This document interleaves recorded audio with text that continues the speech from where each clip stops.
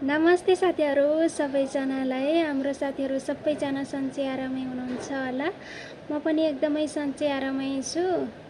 अनि आज म दाँत किराले खाएको औषधि बताउन गइरहेको छु। अनि हजुरहरूको दाँत किराले खाएर एकदमै चिन्तितमा हुनुहुन्छ भने के औषधि लाउने त भनेपछि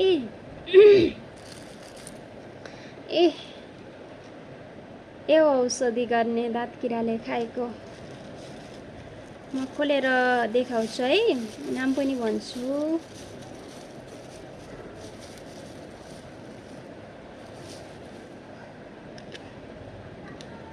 यो चाहिँ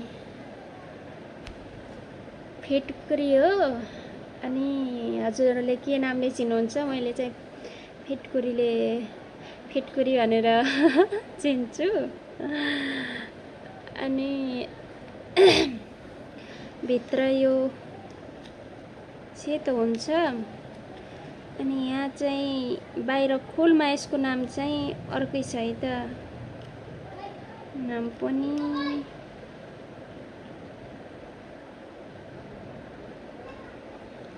अलि अर्कै छ त नाम त। एलोएम के हो साथीहरू? एलोम यसलाई चाहिँ हामीले फिटकोरी भनेर चिन्छौँ।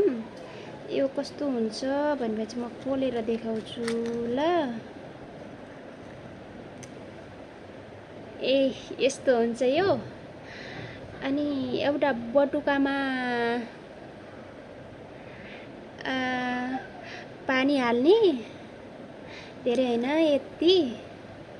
अनि त्यो पानी हालेपछि एकैछिन यसलाई डुबाउने 1-2 मिनेट। अनि त्यसपछि त्यो पानीले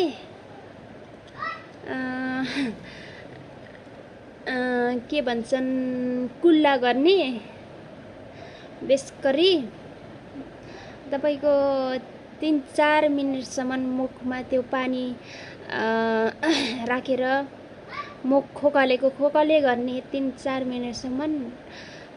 अनि टर्रो हुन्छ त्यो टर्रो हुन्छ। अनि खोकाले गर्ने जबसम्म त्यो टर्रो र नुनिलो जस्तो त्यो भएन तबसम्म खोकलिरहने। अनि त्यसपछि यो दाँत पुरा बान्छ। अनि बानिसकेपछि तपाईले जिउराले यस्तो दाँतहरू छाम्दाखेरि अलि अर्कै लाग्छ के, पुरै बानेको हुन्छ। अनि यो एकदमै ट्याक्कै ठिक हुन्छ है त। दाँत किराले खाएको औषधि 1 नम्बर हो यो।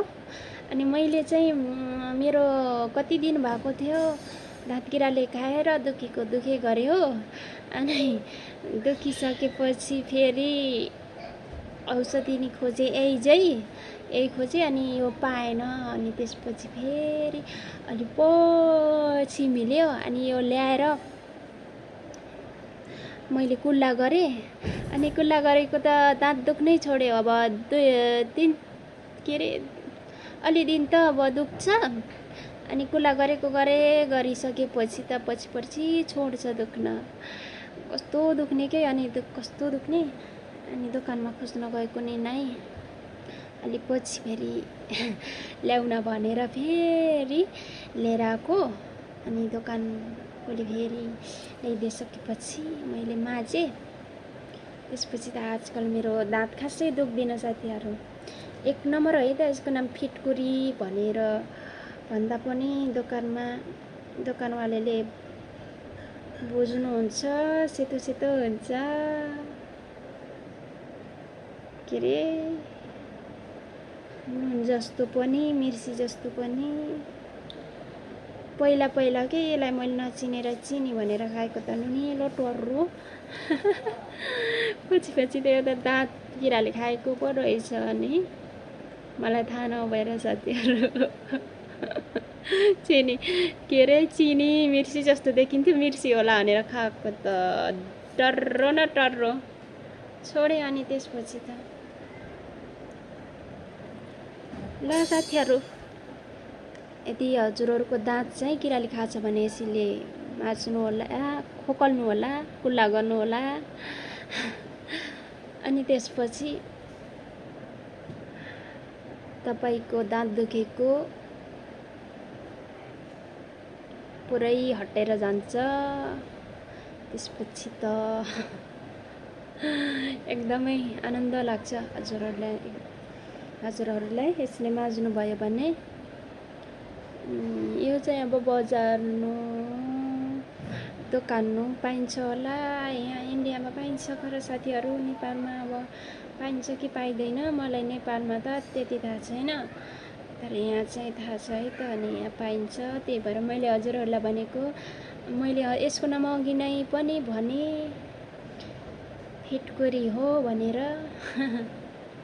फिटकोरी। अनि यो भनिसकेपछि सायद बुझ्नुहुन्छ होला। यसमा त अर्कै नाम छ, मैले बुझ्दिनँ अहिले। अर्कै पाराको हजुरहरूले बुझ्नुहुन्छ भने म यहाँ नाम पनि देखाइदिएको छु। उल्टो देखो के, फेरि उल्टो यसरी देखाउँ क्या हो, यसरी नै उल्टो हुन्छ। कस्तै देखाउँथ्यो। यो तलको चाहिँ कुल भनेको चाहिँ यो लास्टको, यहाँ माथिको फेरि NIC हो क्या हो, निस्कुल एलुम होला सायद। यो लास्टको यो नबुझेर के मैले पढ्न त जानेछु, नबुझेर यी जस्तो नै छ। खैके नाम त बुझेन मैले। यहाँ लेखेको, तर दोकानमा फिट गरी हानेर सोध्ने हुने, माग्ने हुने सायद बुझ्नुहुन्छ होला। नेपालतिर त खै पाइन्छ कि पाइँदैन। आज मैले अब रुमकै भ्लग बनाएको छु साथीहरू। बाहिरतिर अब ल्याउन पाएन, बाहिरतिर नि अब कति जानु, गर्मी एकदमै छ, फेरि गर्मी बढो। अस्ति नै 2-3 दिनसम्म पानी आएको थियो र शीतल थियो मौसमहरू, फेरि गर्मी भएर फेरि पनि पानी आए पनि हुन्थ्यो भन्छु। पानी आए त एकदमै शीतल हुन्थ्यो। यतातिर त गर्मीले साथीहरू बस्नै सकिन्न। जाडो भयो भने बरु भुल्ला बोक्नुहुन्थ्यो। गर्मीमा त के बोक्नु, जता गयो तातो हावा। तातो हावा सम्झिँदा त साथीहरू मलाई त गाउँघरतिरको झझल्कोले एकदमै सताउँछ।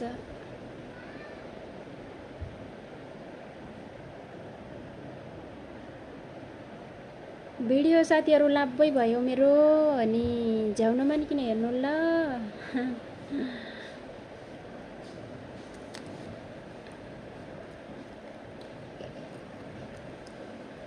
मेरो त आजकल त साथीहरू एसीले कुल्ला गरेको एकदमै ठिक भइसक्यो। त्यही पनि म अब अलिअलि दुख्न थाल्यो भने फेरि माझिहाल्छु, फेरि ठिक हुन्छ। जतिखेर दुख्छ उतिखेर के अरे कुल्ला गर्छु। मैले चाहिँ दिनदिनै माझ्दिनँ। मलाई त कस्तो दुखेर सिङ्गै यो फोडेर चपाइदिएको दाँतामा।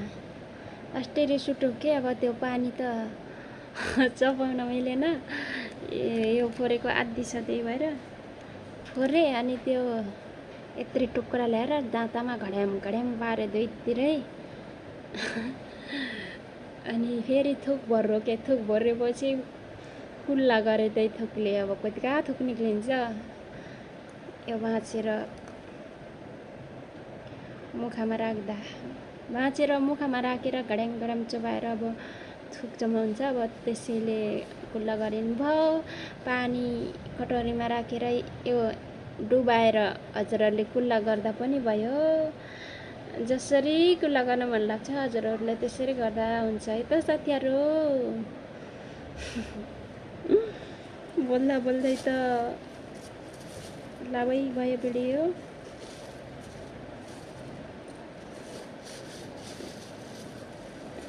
झ्याउ नमानिकन हेरिदिनु होला, दुःख नमान्नु होला साथीहरू। अनि हाम्रो साथीहरू कता कता हुनुहुन्छ अझ पनि, जता जहाँ भए पनि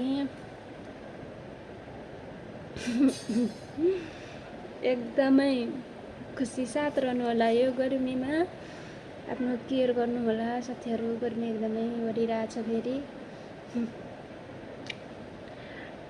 निले मैले हेरेँ जिब्रो पनि कति रातो देखाएको कि मेरो क्यामेराले त। इफेक्ट लाउनै नपर्ने